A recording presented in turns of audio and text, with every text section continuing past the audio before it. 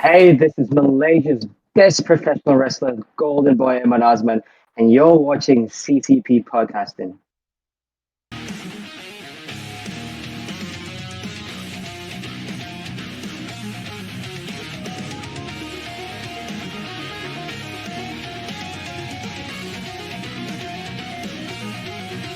What is happening, friends of CCP Podcasting? Welcome to Beyond the Bell Live. I am Chris Page, and I'm flying solo this evening, but that is not always a bad thing. Sometimes it can be a good thing.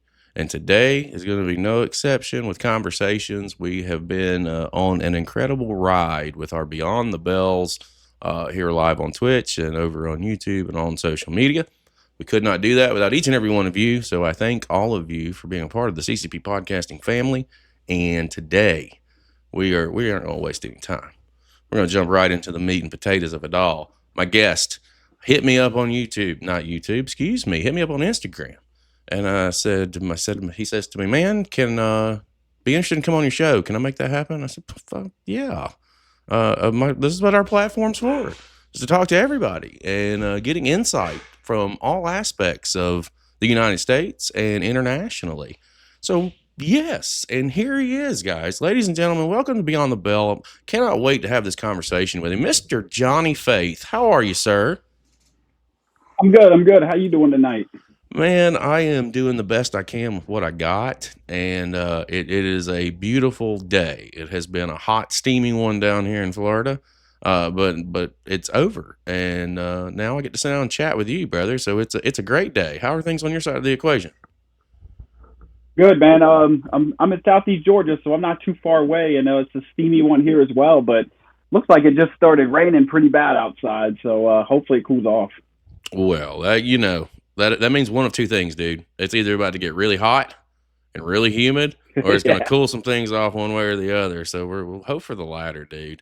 I'm really glad that you hit me up and said, hey man, I'm interested in coming in, because that kind of tells me that our platform is doing what I want it to do. And it's taken a little bit of time to get here. And it wasn't, I've had other guys just like you that have hit us up. And before we get too deep into the party, I'm really curious how you stumbled across us. We chatted a little bit before we came on the air, and I haven't really asked anybody that question. Like, that's not something that's ever come up. I'm just interested, and I think our audience would be interested. So I found you guys, I want to say in the fall at first, and I don't know what happened. I thought I'd liked your page on Instagram back then. I guess I didn't. And then a couple months ago, I think I was stumbling across some House of Champion trainee Instagram pages and saw that you had interviewed a few of those guys and was like from House of Champions. And I was like, oh, cool, another podcast. And for myself, I'm all about trying to come on podcasts and talk and tell my story, tell wrestling journeys, stuff like that. And, when I found your page, through those trainees at House of Champions, I was just like, hey, maybe they need some guests. I mean, I'm here to talk to anybody. I think I've always made it clear that I think in professional wrestling, everybody's job is crucial. Everybody's job is critical, from in-ring talent. We've had referees, we've had announcers, production, like the whole nine. Without one, you don't have the other. And it's truly a beautiful thing. I'm glad that you hit us up, and I'm glad that we're able to sit down and have this conversation tonight and introduce you to our audience here at CCP Podcasting, because they roll in pretty deep, pretty quickly. You're already getting some love from UK Paul, who's overseas, obviously in the UK. He's a co-host for our Wrestling Request live show. If you guys have any questions, in chat, feel free to drop them. I will get them worked in throughout the conversation. In the meantime, Mr. Faith, I always like to start these things off. I'm really, really curious with all the guys and girls that come on, is how does professional wrestling come into your life? Where do you fall in love with it? At what juncture in your life? I think I was about eight years old. The story starts always the same. Usually it does. Usually everyone asks, they want to know how Johnny got into wrestling. So, started about 8 years old. I want to say somewhere early 90s. I was flipping through the TV, trying to find some Saturday morning cartoons. Wound up coming across an episode of WCW Worldwide, and started watching that for a couple Saturdays. And my mom my mom was like, I told my mom about it. I was like, hey, I found this, on TV, and she's like, oh, you're interested in professional wrestling? And I was like, yeah. She's like, well, you should talk to your grandfather about it. So I was like, all right, cool. So the next time I saw my grandpa, probably the next day or a couple days later, I told him, hey, Grandpa, I'd found professional wrestling. I found an episode of WCW on TV the other morning. And he was like, hold on a second, John, hold on a second. He went to his bedroom. He pulled out a big box. Well, I wouldn't say big box, but a decent-sized box. And inside it had a bunch of wrestling gear, 8x10 photos, newspaper clippings, and all that. My grandfather was a wrestler in the early 70s and early 80s around North and South Carolina, Georgia, Virginia area. And bam, that's how wrestling became my life. So these lads, hey, why don't you go ask your granddad about that and see what he has to say? And then he says to you, you know what, little Johnny, let me show you something real quick. And he opens up his chest and he pulls out one of those guys right there and says, this was He it. pulls out something like this. Brother, that is fantastic. I love That's my grandpa right there. That's Grandpa right there. What did he go by? What was his ring name? Do you remember? Do you know? Can you tell us? So right here, he was tagging with a man named Jimmy Hines, and they went as the Hines brothers, and they wrestled in Georgia Championship Wrestling in the late 70s. They were pretty much jobbers. They came in and pretty much jobbed out to their tag team division. But yeah, they were the Hines brothers. He was Jimmy Hines right there. Enhancing or not enhancing, Georgia Championship Wrestling is a hotbed back in the territory days, man. Like, oh yeah, like an Ole Anderson, dude. To have that opportunity, that is kind of fucking cool, man. Some people may be like, oh, it's a territory guy from the 70s and 80s. No, man, like history is fucking history, and to be a part of it in any form or fashion, to me, it's kind of exciting. And to know, like, he may have been enhancement, but he's in the ring with stars. He's in the ring with top guys of the territory, and doing what he does, and it's fantastic. So when I'm more curious as a kid when you see this, like, you're like, wait, what have I missed here? Yeah, because I'm 8 years old, so it's early 90s, and wrestling's not really on TV back then. WCW was on a lot. I grew up in Charlotte, North Carolina, so we got WCW on TV when I was growing up. WWF only had like one or two programs before Raw Monday nights, and Grandpa was just like, he was so interested. He never really talked a lot about wrestling, but that initial contact with him, and then we started watching wrestling after that. We started ordering pay-per-views together and watching them every Sunday, pretty much, when they would come on. That's the bonding experience, man. That's the bonding moment. Yeah. That's to your granddad. He says, Johnny just entered manhood. That's exactly what that is, man. So obviously you're bitten by that bug at an early age. So you going through high school and stuff of that nature, you kind of know that this is something you want to try and do. Where do you start, your journey into professional wrestling? What does that look like?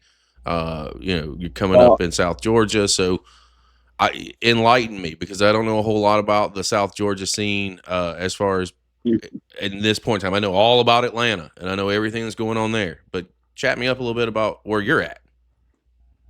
All right, I'm going to try to make this quick because it's kind of a little story. But so I had to put everything on hold. All right, like you said, I really wanted to be a wrestler growing up. Never had the opportunity. I was born and raised in Charlotte, North Carolina, and my family still lives there to this day. So I grew up there, and 9/11 happened. Wound up joining the Army. Put my Army or my wrestling dreams on the back burner. Joined the Army. Did that for a long time. Got out in 2015, and was lost and was kind of unsure on what to do with my life. And just like my grandfather coming home from Nam, I had somebody approach me and say, "Hey, have you ever thought about training to become a wrestler?" And I was like, "No." And they were like, "Well, I'm about to reopen my wrestling school. Do you wanna come train to become a professional wrestler?" I just retired out of the Army out in Kansas, and a guy by the name of Billy Simmons was running a company out there called XWE in Salina, Kansas, which is about 2 hours north of Wichita. And so I retired out in 2015, kind of floated for a couple years trying to find my way. Found Billy Simmons and started training to become a wrestler in the summer of 2018. Okay, so and when you start getting into training, like I trained when 99.06 was my run. Uh, Difficulties. What did you? Anything that you had problems with, and how did you persevere through them? But me specifically, it was fucking footwork. It was my Achilles heel for the first fucking 6 months.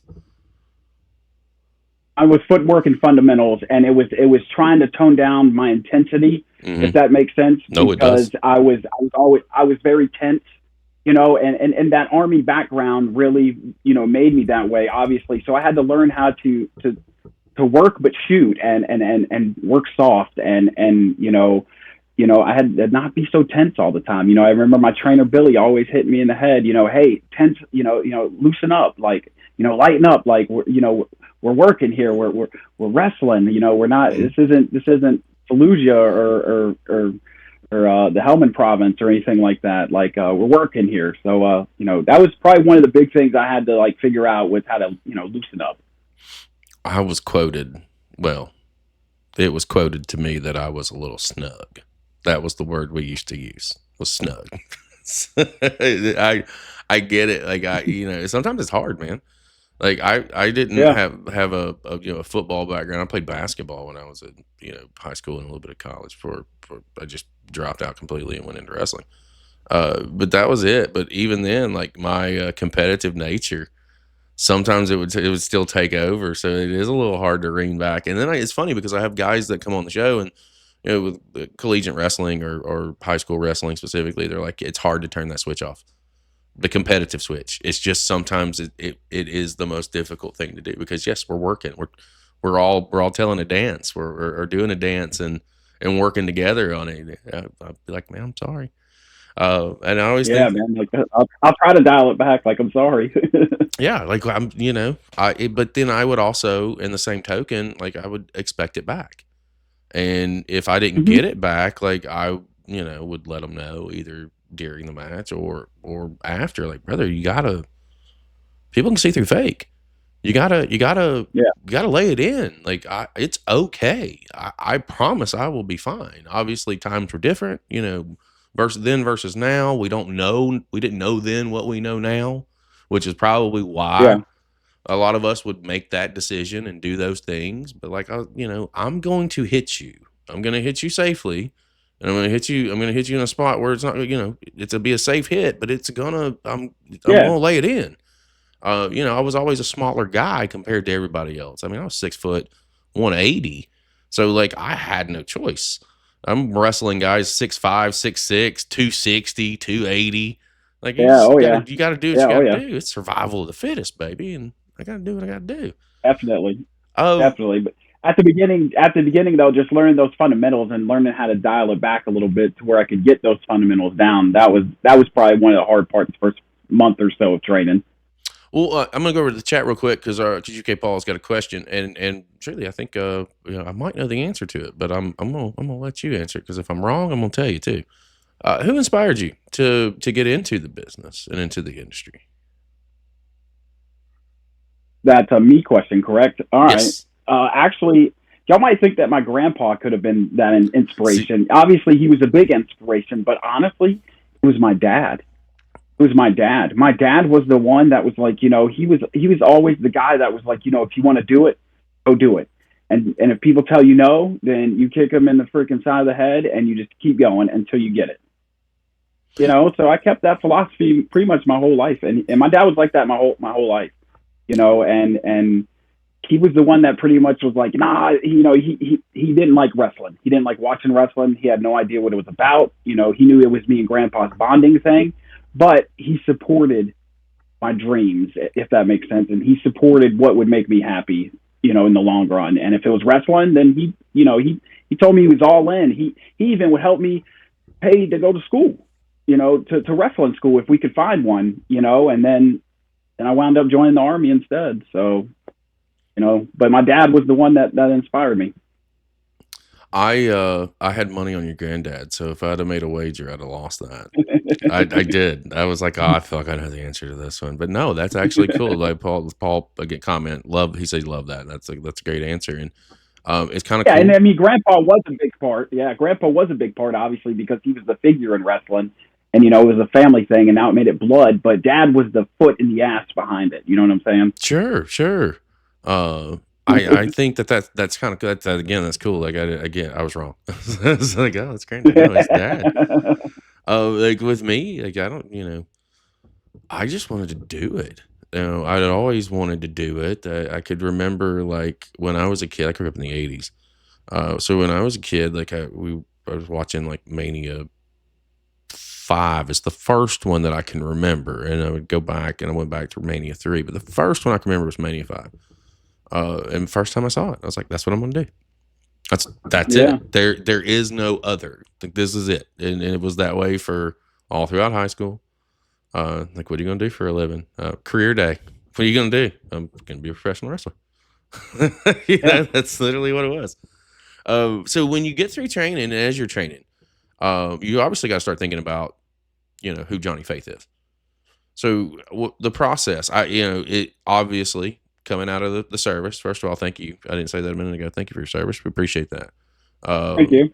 But you that obviously is an inspiration into the character, or into Johnny Faith. Excuse me. So walk me through putting this together and putting the presentation together and what it means to you. So it was a lot of trial and error. I really wanted to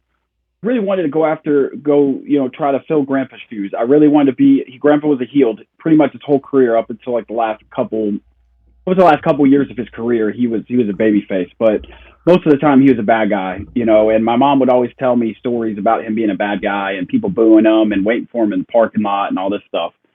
And so that's what I really wanted to do. I wanted to be this bad heel, and me and my trainer, we tried to make it work. We really did. We went through different kinds of scenarios and how this could work, and it just wasn't authentic. I just didn't feel it.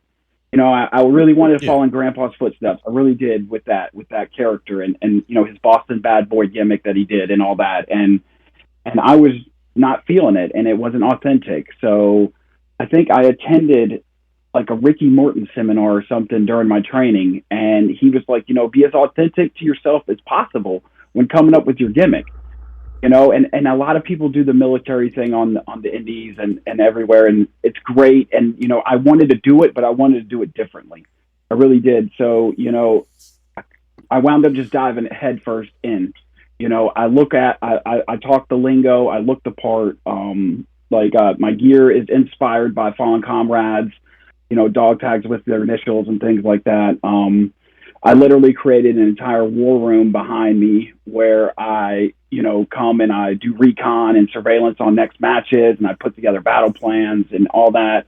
So I just dove headfirst into this thing. It became my life. It wasn't my life for a long time, and decided to make it my life even more, just with wrestling thrown on top of it. I love the war room, by the way. I think that's a great touch. It's fantastic. I honestly think you would have done it with or without being in professional wrestling. As you strike me as a guy that just is well put together and is definitely tuned in and honed in on what he's doing.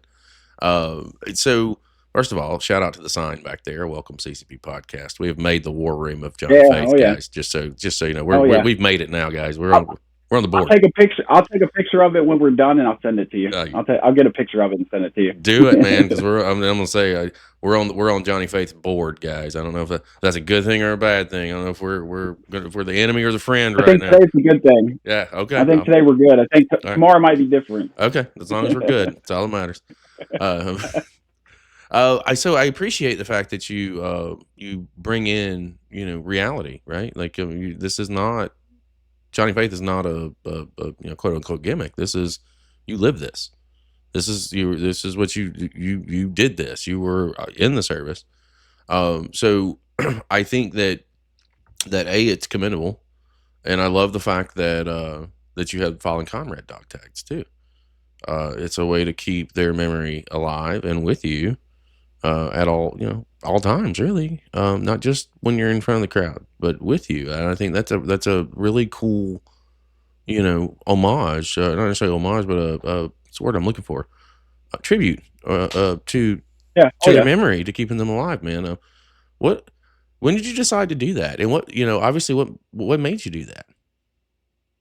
So I was just trying to find, like I said, I really wanted to put a message out there and not just be another guy, oh, here's another Yeah. Army guy. My 3 words: honor, inspire, defend. I honor all those fallen comrades that I lost. I honor the fallen comrades that this country has lost, throughout not just, the global war on terrorism that I participated in, but all wars. I honor all those fallen service members and veterans as well, that defended this country. And I try to just honor that every time I step into the ring, and, it took the memories of comrades that I lost close to me, to actually really, realize, hey, Johnny Face is about more than just the Army and let's go to war and it's about honoring. It really is, and it's not just soldiers neither, and military service members. It's people like my dad, my grandfather, people that inspired me that are no longer with us. It's keeping their memories alive too. I love that. I love that throw. It's not a throwback, but I love that you're keeping the memories of those that mean something to you alive and keeping them around you, because it would be easy in a world that we live in to just forget, and the fact that you don't is commendable. Let's get into when you debut. What's that look like for you when you get that opportunity, you get that call, you're about to walk out in front of that crowd for the first time. Walk me through your debut, and if it's not embarrassing, I will tell you mine, which is embarrassing. So my debut, I kind of got, I guess, 2 debuts. So like I said, I started training in the summer of 2018. So it was June 2018. I made my debut. I guess I made my on-camera, on-show debut in March of the following year. So March of 2019, I came out. I was the first graduate of the wrestling facility, the Bears Den, that my trainer had reopened up. So I was the first ever graduate and new graduate. So I came out, had a faction come out, run their mouth, try to kick me out of the company, powerbomb me through a table, and all that. Wound up signing the contract anyways after, getting up from the table and all that. But the next month I wrestled one of their guys, and I was really excited. Like I spent, the last 8 months training, and I was wrestling a guy by the name of Bubba Sutton, and he definitely really, he cheated, and obviously, went over. But I mean, that debut for me, like, I was so nervous the whole time, even though I knew it was going to happen. We kind of went over everything. I was new, so I didn't know how to call it on the fly just yet, so I kind of had to remember and all that. So I'm nervous. Drank a lot of water, so I had to go to the bathroom a lot. And it was just one of those jittery things, that I'd never really experienced before. Even all those times in the Army, getting the jitters and all that, it wasn't nothing like the jitters in front of a pro wrestling crowd, because the people, they knew who I was, so they were expecting great things from me. And honestly, I did not want to mess it up, but I went out there and had a great first match. It was about a 9-minute match, but it was pretty good, and I enjoyed it, every second of it. Bubba Sutton's no longer with us, but and that match will always be near and dear to my heart, because it was my first ever wrestling match, and we had a good 2-year feud after that lasted pretty good, and we kicked the crap out of each other all over the state of Kansas. At least you didn't trip over the steps and the ropes getting into the ring. Just put it that way. Nothing can really prepare you, right? Like, the biggest misconception No, is that, not at like, all. oh man, I Yeah. got this. I'm so excited. I'm ready to go make this happen. And then your music hits, and it's just kind of like, what? Yeah, you go through the curtain, and you're just like, whoa. Yep. I used to. I was telling a couple of cats some secrets that I would do, especially in my earlier days. I'd close my eyes when I walk out.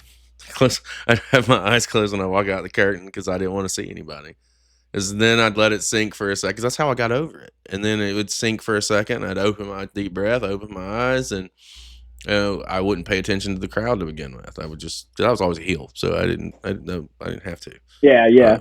but if I was a babyface and I had to rah rah and run, I don't think I could have done it. I don't because I don't know if I'd have ever gotten past it. But eventually, like, it's like I don't even know how to equate it for people who have never stepped foot in a ring before or have the want to step in the ring. Like, I don't know how to describe that feeling. Like, it's not nerves, like it can be, but like No, it can be. it's It's it different. it's like stage fright, but you still have to perform. But I don't know about you, but with me, like the first time after I tripped over the rope, I was like, "Fuck, I'm not coming back from this." But we did. We ended up having a good match, and I trolled the city after the fact by tripping over the ropes and the steps every time I came to the city after that, and turned that negative into a positive. But once you get in Yeah, the oh yeah. ring, like it just kind of it goes away for a second, or at least it did with me. Like, how long did those nerves sit in, or was it just like the entire match? No, it went away. It went away because as soon as me and Bubba locked up, he was like, "I got you, kid. Like, we got this." And then we went into our thing and we just did our thing. And 10 minutes later, we're in the locker room shaking hands and rewatching the match for some critiques. Yeah, I love it, man. I love it. When you as you're coming into your career and you're starting to do some odds and ends, what are some bullet point moments for you thus far? As you're from your earlier years to now, like what are some of your proudest accomplishments that you've knocked out? So I think coming back from the heart attack, I think is probably one of the biggest accomplishments I probably have done. I had a heart attack in March of last year, and it was bad enough. Again, Yeah, I'm sorry, I mean to step on you. Was it ring related or outside of? I no, just no, just no, no. it happened. No, it Okay. was. I was literally putting together my daughter's bunk bed, and I went out into the driveway to throw something in my garbage can, and it just happened right there in my driveway. And the doctor said that they couldn't find a reason why. I'm in shape. I go to the gym every day, eat good, all that. There was really either they chalked it up to army related, like burn pits, something like that, maybe, possibly, or I just got blessed with a bad heart, like bad genetics. But there was no damage to my heart. I had the heart attack, no damage. So they were scratching their heads as well. Wound up still having a single bypass, just in case. Mm-hmm. And there was no damage, no scar tissue, nothing. Recovered for about 4 weeks before I went to the doctor, before we got the yay or nay if I was going to be able to ever wrestle again, because I honestly thought that was the end of my wrestling career. I really thought that, it was pretty much done. Once you have a heart attack, it's pretty much over. But because there was no damage to my heart whatsoever, the doctor said that he didn't see why I shouldn't be able to build back towards that. So that's what I did. I spent from June of last year until pretty much now, and I'm still working at it, recovering from that heart attack. I've wrestled, I think, about 8 times since the heart attack. Walk me through this. Like when you have the heart attack, and obviously you say that there's no damage, there's no nothing. So as you're preparing to get back into the ring, what does that look like? I've never. I mean, I'm sure that I probably have talked to somebody who's had a heart attack before, or has worked their way back from it on this show at some point in time. We've done 74, 75 of these shows, to be fair, but I don't think I've ever really sat down and talked to somebody about a recovery process like that, because this is something serious. Yeah. Oh yeah.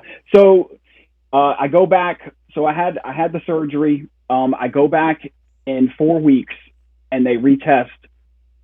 All the tests were good. I had to go back in another 4 weeks to make sure my sternum bone was healed completely, because they had to crack it open, and it's being held together with wires and stuff. But after 8 weeks, it should be fully healed, and all that. So I went back. They got X-rays. I did another heart test, a couple more heart tests. There was no evidence that I even had a heart attack in this heart test, and my sternum bone was fully healed. So on May 28th, I remember the day of last year, the doctor gave me the green light for in-ring training once again. Not matches yet, but I can start going to the gym. I can start getting back in the ring and slowly working my way back to matches.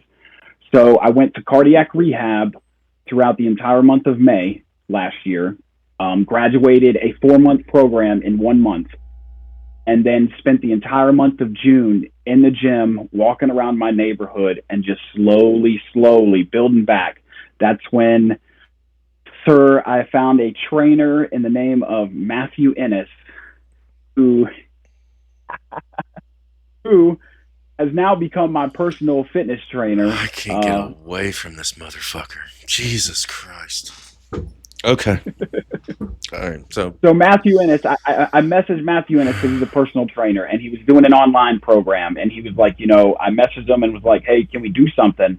And he sent me a workout program, and he's been my trainer ever since. And I've had matches. I've had, I think, 3 singles matches, and the rest have been multi-man matches because I'm still working my way back. I'm not trying to dive head first. Like I said, I've had 8 matches since my heart attack, since I came back at the end of last summer.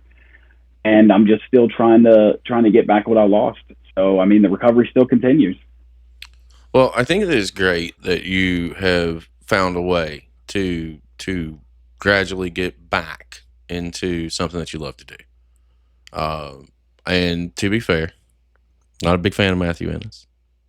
I don't particularly care for him. What's wild is for a dude to be such a douchebag in front of a camera, he's not that bad of a guy outside of the fucking ring. But for whatever reason, like I don't know. I don't know. I'm not gonna. This isn't. I don't know what his deal is with you and y'all's deal. I got no idea. It's simple. I'm gonna be as eloquently put as I can. He got angry with me because I mispronounced his last name. And we were watching a part of our platform. We don't, Beyond the Bells is just a piece of it. We do Inside the Indies, where we're watching full independent shows from all over the world. Different shows, different people, different talent, different week. Every week is a new show. New people, new places. One particular week, randomly came across the House of Champions show. Never heard of it before, never seen it before. We watch with no context. Because if you hook us, then you've done your job, especially when we don't know who you are. We don't have a clue. Get to the match with Matthew, and I called him Enos. Hey, I'm from Alabama, and we enunciate words differently, and he got mad about that. He like relentlessly came at me online. This was for a full day, and then finally I said, "Listen, with all due respect," and this is what pissed him off. So maybe if you were better at your job, I might know who you are. Excuse me for watching you for the first time and mispronouncing your name. So then at that point, I just started mispronouncing it, period. Just because. And it just turned into more shit. I instigated something. I made a sign with a baby's face crying and superimposed it on his body, and I turned it into a sign and took it to a show. He ripped the sign, but that's a sign. But it's just, he's just a douchebag and a half in reality. But like I said, outside, I see him helping so many people, and I'm like, why can't you just bring that energy to the ring? Like you don't have to be a douchebag. You choose to be. So that's where it's at. Nothing started because I didn't know who he was and mispronounced his name. Do you know how many names I mispronounced by people, by people I've never seen before? Have you watched shows from Malaysia? Those motherfucking names are hard to pronounce. Just saying, guys. But I think that it is really cool that you found a silver lining. What's also very interesting to me is they can't find a cause for this. That makes me think that you're here for there's a higher purpose for you being here. And I say that because near-death experiences is something that I'm familiar with. The reason I got out of professional wrestling as a in-ring talent was I ran into the wrong crowd at the wrong time and ran into drugs. And I overdosed in a hotel room. And I woke up and there was nobody fucking there. Everybody left. So, I picked up myself and made the decisions I needed to make 20 plus years ago. And here we are. It's just, we make sacrifices at times, and it's just crazy. So it's a weird world that we live in. I don't know. Yeah, and it's been a weird time since that heart attack. But I mean, I know you and Matthew got beef. He's got that whole me thing going on right now. But he's actually done a lot for me in the last harmless. 8 months or so. So I know where I'm pretty grateful for that. I know where I was going with that. With near death experiences, I can say that it changes you, right? Like it completely changes you, and you've been there, I've been there. Once we come out of that situation. It makes us want to be better people.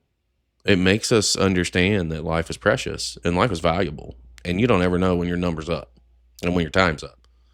So maybe Matthew could just do a little bit of that, have a little bit of compassion, and perhaps I'll lighten up on him. But I know that your passion is professional wrestling with you to a degree, and since you have come back.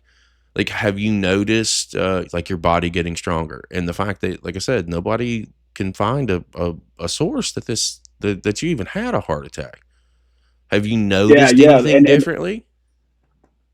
No, I haven't. And, I literally just, at the beginning of June, I had another heart test, my 6-month follow-up, and it was still the same thing. There was still no indication that I even suffered a heart attack.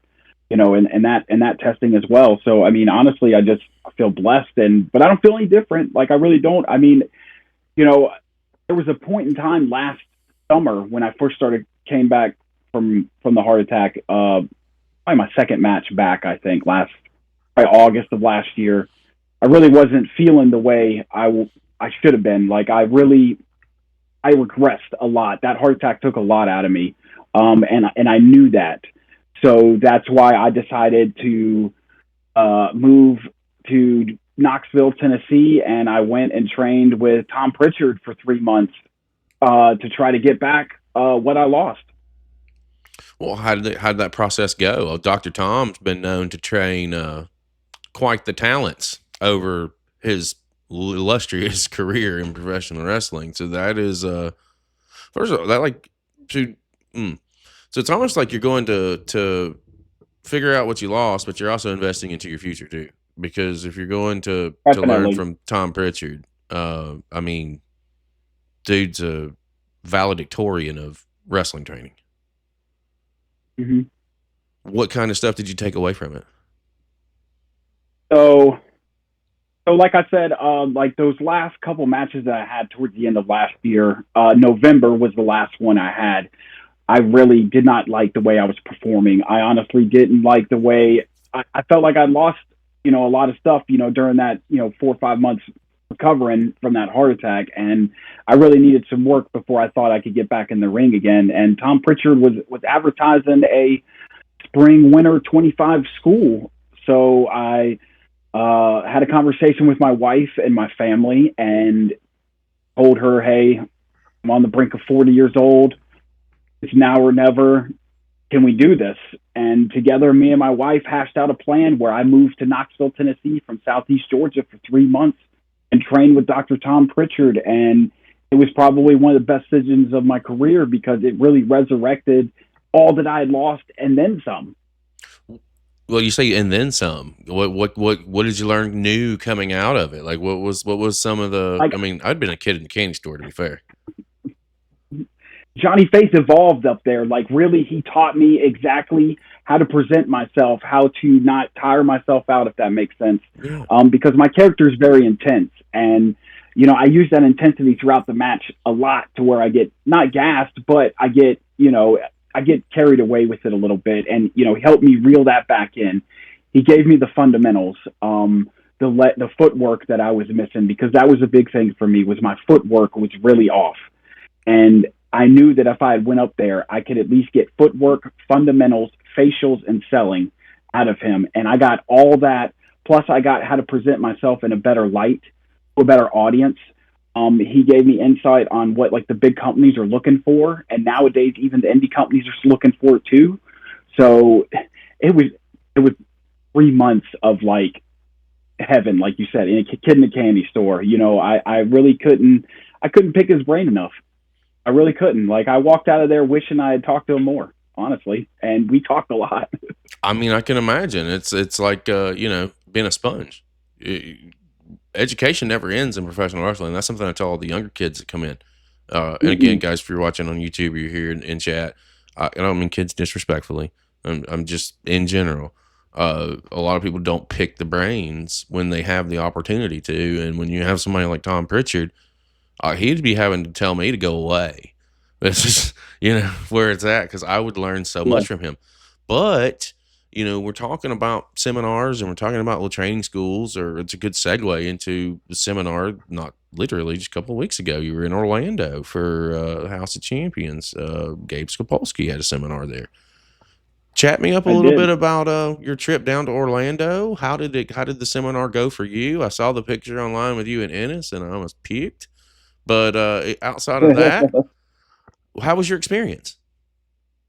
So it had been the first time I'd been to House of Champions. I've known about House of Champions for a while. They used to have an online program for wrestlers that they ran for about 3 or 4 months, and then they had to shut it down. But I always wanted to make it down to Orlando. I'm only about 2.5 hours away from Orlando, from where I live, and they had been advertising the Gabe seminar. So I didn't have anything to do that Saturday. It's 2.5 hours away, noon to 4. Chance to get on a WWE ID showcase show. Why the heck would I not try to go down there and do that? So I got in the car, drove 2.5 hours down there to House of Champions, blown away by the place. That facility is amazing. And I know they got double rings, but they only had the one ring set up when I was there for the show and stuff. But House of Champions is a really top-notch facility right there in the Orlando area. And Gabe was just very knowledgeable. It had been the second time I'd seen Gabe's seminar. So, he talked a lot about what WWE was looking for. He talked about wrestling IQ a lot as well, because that's what the coaches are harping at the Performance Center right now, is wrestling IQ, and telling us, look the part, make sure you're looking the part of a professional wrestler, gear and body wise. So and then we did 3-minute matches that we got critiqued on by Gabe himself, and my match was good. I enjoyed it with the gentleman that I wrestled, and Gabe gave us good feedback. And fortunately, I didn't get on the show later that night, but I still learned a lot, and would go back tomorrow if there was another one. I absolutely love House of Champions. Outside of Ennis, the House of Champions has been very good to me. Like, they go into their facility, seeing their shows, talking to their students. There's a lot of really positive things going on there, and it is definitely should be a destination as far as training is concerned, for not just new people in the Florida area or surrounding, even veterans of the sport. You can always go in there and learn. Jamie Stanley, Kikoa, Renee, and Bobby Fish they're doing something. So I actually was shocked when I saw the picture of you there, because I think you and I just not too long prior had confirmed that we were going to be able to sit down and do this, and then I didn't know that you. Yeah. I was torn. I had 2 choices to make the day of that show. It was to cancel programming that I had for our channel and go down to it, because I was going to go. And it was last minute. I was like, I can't cancel on the audience, can't cancel on this, because it was already pre-planned and I did not know about that show. But I'd have ran into you face to face before we even had this conversation. But, yeah, definitely. And then you've done some of their students on the show before. I think you've had a couple of their students on the show as well. We've had quite a few that have come through and chatted with us and have had a great time. And this is the kind of the beautiful thing about the platform is, like, with our conversations, when we bring somebody in and chat with them, we know we're just scratching the surface on first conversations. It's Mhm. long term. We don't think short term. Not here. We think long No, term, no. and having And long term every podcast I relationships. come on, yeah, every podcast I come on to, I'm always like, hey man, I got to come back next time. I didn't even talk about the Army, or something like we didn't talk about this, or maybe next time we could talk about that, because Mm. like I said, I got a lot of stuff. I mean, I'm glad we talked about the heart attack a little bit, because I haven't talked about that really in a while. The last podcast I was on, we didn't even touch on that, and the guy that I was on with, he's like, oh man, next time we got to do it, because it was a heart attack podcast that I was on, and or heart attack survivors podcast that I was on. But we really talked about the recovery of it more or less than anything else. That we didn't really dive into after the wrestling after and all that. We just talked about recovery and what I did, cardiac rehab, all that stuff. Well, and that's a beautiful thing. I go back to like these kids at the House of Champions.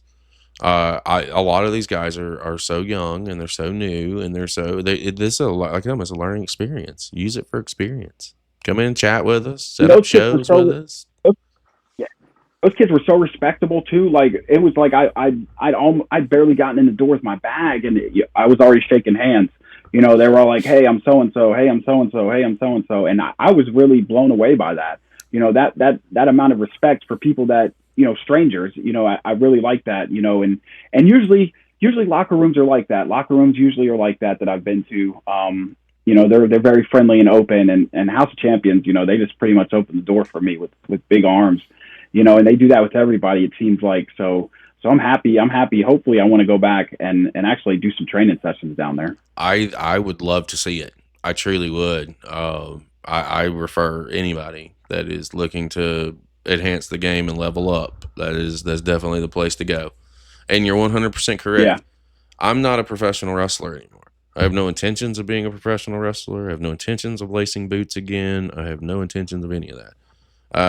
But I walk through the door and I'm a podcaster. Like that's kind of it. I'm a podcaster. I'm a reaction guy, and I just tell you how it is from my perspective, dude. The first person that walks up, literally, I didn't even get in the door, knew who I Yeah. was, and I didn't know who they were. I had no clue. Dude shook my hand. Come to find out, this motherfucker's a rock star, legitimate. That Max Danziger. I had and I had nothing flattering to say about him on the show that I had seen. But walks up, shakes my hand, fucking, on about his business, and it was great. Next person Yeah. that comes up to me, someone else that shakes my hand, and it was so crazy because y'all don't know me. You don't owe me that. Like Yeah. I should be coming to you and shaking your hand because you guys are the ones that are entertaining us. That's the bottom line. And it's true, even with anybody that gets in the ring. I don't care if you're freshly out of school or if you've been training and you've been doing it for 20 years, 30 years. I don't care. You lace a pair of boots, you're getting in the ring and you're entertaining me. You have to give that back and you have to acknowledge that. Like, you guys are putting your bodies on the line. So I'll go out of my way to cover anybody that is gonna put their body at risk, and not and for people who don't get it and don't understand and who have never been there, like they never will. I'll just say, go in the ring and fall on your fucking back and tell me how it feels. It's just like one of those situations. Now we have talked a little bit about wrestling. We've talked a little bit about your heart attack and coming back, and Matthew Ennis playing a positive role for once. I'll give the guy credit for playing a positive role and helping you get back to feeling like you're yourself and getting back to normal. Do you think that you'll ever be 100% again, or how what's your thought process with the recovery thus far, and where do you see yourself in the recovery process moving forward? I mean, honestly, like, I really think that, I think right now, I am probably in better shape than I was pre-heart attack, right now, honestly, and especially weight wise and the way I look because of this gym regimen I've been on since December. And honestly, like if you was to look at, me before the heart attack and me now, like you could definitely tell the difference. Like I was, before the heart attack, it was, I was still gymming and all that, but it wasn't as intense as it is now, because now I see results, and now I'm seeing that it's making me healthier, and it's making my cardio, like my in-ring cardio, has become, so much better, than it was, probably 3, 4, 5 months ago, because I just, like I said, those first 2 matches last year, they really, put me in the perspective that I really needed some things to work on, and then towards the end of the year, I felt the same way. And, taking a step back, going to JPWA up in Knoxville, and then doing this gym regiment has really bounced everything back to where I think that I'm probably better than before the heart attack right now. Well, I love to hear that, number one, because that tells me that you are feeling like you're getting back to game shape. And I'm really looking forward to seeing the progress that you make moving forward. And I would love to know when you're 100% and you're getting back into the ring full throttle. I think that would be really cool to sit back down with you and chat after you're comfortable. Like you said, you've only had 5 to 8 matches since this happened, and the fact that you've put in those matches is commendable, because you're testing yourself every day, and making sure. The doctors can say they don't see anything, but our bodies are really weird, and Yep. I appreciate the fact that you're taking that better safe than sorry approach, because I know me, if the doctor said, well, I can't tell you had nothing. See ya.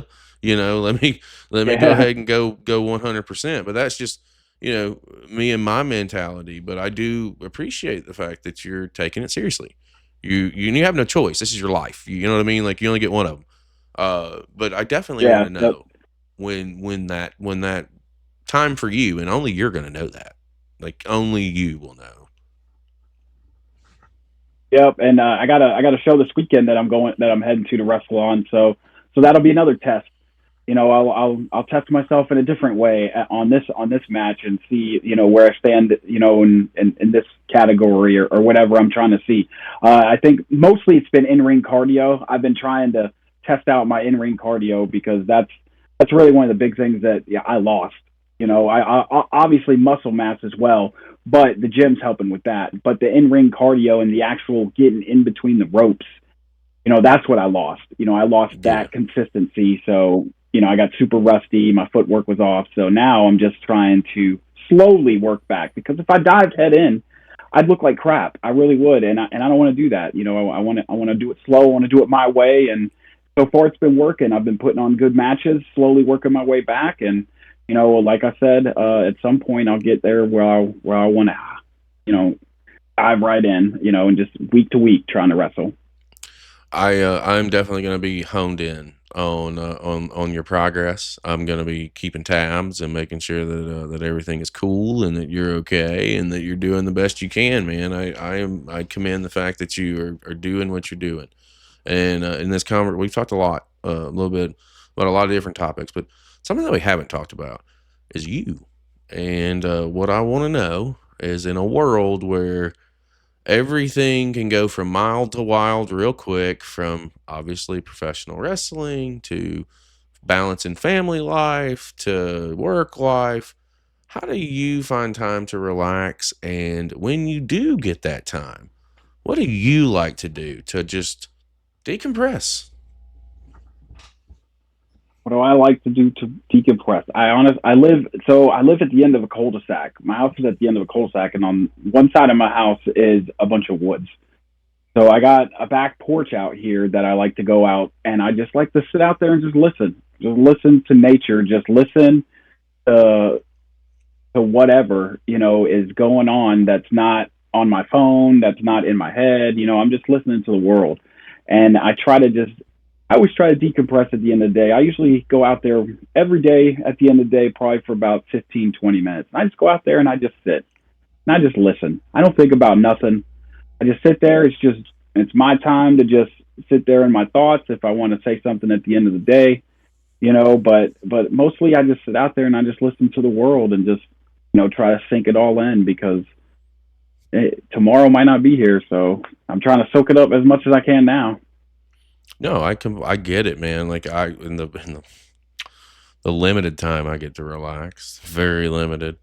I chill with the better half, and the dogs, man. I got 2 dogs. I got the little shit that Zeus, the little Yorkie, and I got the big mutt, the Hulk, and man, that's it. That's all I need. And professional wrestling, outside of the real job, this is it. This completes me, and I'm very grateful for everything that it's given me.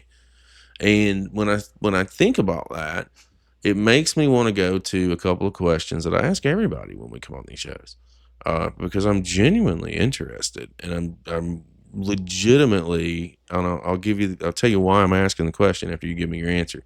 Doesn't sound fair, but it is. It'll make sense.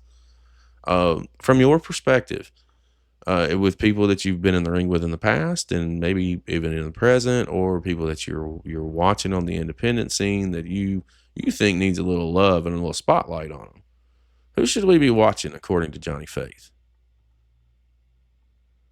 All right, so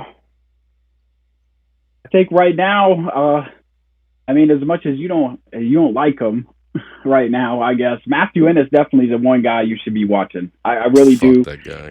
He's got that me gimmick right now, and I love his mentality right now, and just where he's going. Yeah, I know you don't like him. He's Dude, he looks whatever, like he's constipated every time he comes through the curtain. He looks like he needs to go take a poop. But he gives it his all, and you can tell he's ready. And every time he comes out, whether he's got the championship or not, he's definitely one to be watching for. There's a guy out in Kansas that you should be watching for as well. His name is the illustrious Ray Leon. He is another guy out in Kansas right now, out there at Heartland Championship Wrestling. He's another guy you should be watching. Another guy out of the Midwest that we should be watching. The world should be watching Ray Leon as well as Matthew Ennis. And then, can I do some companies real quick? Absolutely. Yes, you are the first. Thank you. Those 2 guys were off the top of my head straight up. Matthew Ennis, because what he's got going on right now at House of Champions is great, and I love that, and I think people should see that. Ray Leon's got the same thing going on out there in Kansas. I think people should see that as well. But Heartland Championship Wrestling out there in Kansas, doing big shows, Wichita, Kansas, Salina, Kansas, every month. The same with Skill, which is Southeastern Kansas independent. Lucha Libre, they are another Lucha Libre. They're a Lucha Libre company out there in Kansas. They actually have a show coming up, I think on September 6th. They got a show coming on September 6th. So you got HCW in Kansas, Skill in Kansas. You got House of Champions. They got a show coming up August 14th, I think, that I just saw. I will always plug them. I'll always plug House of Champions because they got a show coming up as well. Sino Evil in North Carolina and Extreme World Wrestling in North Carolina are another 2 companies that I'd like to give a big shout out to. Absolutely. Thank you for that. You're the first person to give me companies and say, hey, you should. Yes, my man knows the name of the game. I asked that question because obviously if I don't know who they are, then I put them on my spreadsheets, and companies as well. We have shows for that too, down the rabbit holes, where we just literally go to a YouTube page of a different company, pull 2 hours of shit, put it on the screen, and react to it and see what we got going on. And the same thing with the talent. We do our spotlight shows. Now, I do have to be the bearer of bad news. I will never spotlight Matthew Ennis again. Okay. So I made a wager with him at the last Hawk PLE. He was scheduled in a match against Destin, and I put my foot in my mouth. I said, if you beat Destin, I will bring you on my show live and watch 2 hours of your matches with you. Nice. And I lost. And it was the worst 2 hours of my life ever. That I will never get it back. He offended my audience. He offended, it was bad. It was a Matthew Ennis behavior. But at the end of the day, That's what that show is for. We'll spotlight these guys. We'll watch their stuff. We'll put them in front of our audience, and in the hopes that our audience goes out and follows and likes and subscribes where they can, and does do their thing. That's it. If we can get one person to follow, whether it's fucking Ennis or other folks, even companies, then it's a win. Yeah. And then actually, I have two more questions for you, because this one I kind of do want to work in, because we're talking about companies and my mind just automatically goes to something else. With the companies that we have out here, whether it's here in the United States or if it's internationally, once you're feeling 100% and you're ready to really tackle this head on and get back out there, what are some companies that you would like to lace your boots up at and try and dip that toe in the water? So, Grandpa, up until I think a couple months ago, there were two companies left that Grandpa had wrestled at. One being Georgia Championship Wrestling. They changed their name now. They're not Georgia Championship Wrestling anymore. Deep South? And the second, I don't know what they changed it to, like Georgia Classic Wrestling or something like that. But they were Georgia Championship Wrestling. Like they were still running the GCW banner. They like the legitimate GCW banner. But I think a few months ago or something, maybe the beginning of this year, they changed their name. So they're not Georgia Championship Wrestling anymore. So the only other company that's left is the NWA. And if I can really, get back to where I was at and then really grit my teeth for the long haul and try to shoot for the moon there, that's the goal. That is definitely the goal right now, is to shoot for the NWA. There's other places as well, like OVW, that I'd like to go to. Like to wrestle on a House of Champions card as well. I think that would be pretty cool. Atomic League as well in Florida, ALW. I'd like to try to get a shot there. But NWA right now, that would be like the goal right now, because the only company left that Grandpa worked at, and if I could wrestle there and, we both wrestled for the same company, I think that'd be something pretty cool. I think that would be dope. And I've got some friends at the NWA, so I'll be throwing that out there and tagging them too. Whenever you're ready, by the way, not right this second, but whenever you're ready and you're confident and you're 100%, we're gonna see what we can do to make that happen, because we're all about manifestation on this channel. We love to throw stuff out there and just see, because you never know, anything can happen, and it has already. With us on this channel, anything can happen, and where we're going, there's a lot, brother. There's a lot. I'm gonna start, and that's always the answer I give every time, is the NWA, because that's the only company left that he wrestled at, and once I'm ready, if I'm ready to get there, I'm shooting for that spot at NWA, definitely. Did you see the belt that I pulled up in front of you earlier? I don't know if you saw it. It's an NWA champ. Yeah, buddy, I got it right there. Yeah. That was my belt back in the day. Oh yeah. So it's my little collector's items right there. Well, let me ask you this as we wind things down, and again, like I said earlier, these conversations, dude, we're really meant to scratch the surface, because we do a lot of different things and a lot of different programs, and I absolutely would love to have you come back and sit back down with me, either here doing some wrestling trivia on trivia night, doing other kinds of little odds and ends. Dude, we do a lot, and I like to keep you guys out there in front of my audience, because it consistently grows. It's always moving. It's always getting bigger. It doesn't decrease. And the more I can put you in front of people, the more inclined they're going to see what I see. And I do see a guy that has the heart and the determination to get out here and get this done, not just in professional wrestling, but just in life in general. I really appreciate your outlook on things, and I appreciate how you come across, because it's very genuine, it's very authentic, and that's I can fuck with that all day, every day. I appreciate that. This is the $1 million question. This is the one that, hands down, doesn't matter what, if nothing else gets clipped on this show, this question gets clipped, because we're all about it.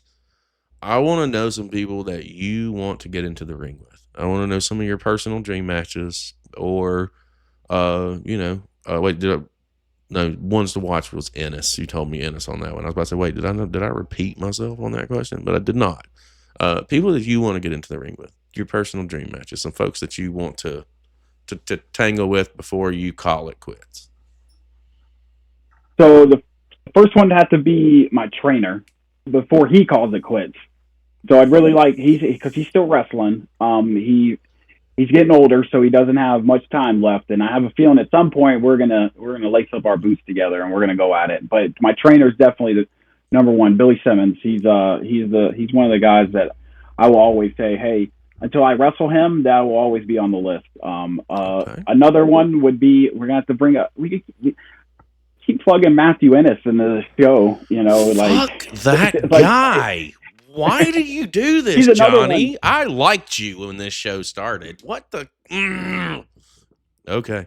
So I've wanted to work with Matt since December. I really have. Ever since he helped me out, and he's helped me out with the gym thing. Like he's done a lot for me, and I'm just like, what would it be like to get in the ring with him now? Like and I would really like to do that one day, honestly. And wherever it may be, I don't care where it is, but it would just be cool to actually do that because he's done a lot for me, and I think that we could both give each other a good match. And as far as anybody else right now, I really don't have anybody else right now on who I want to wrestle.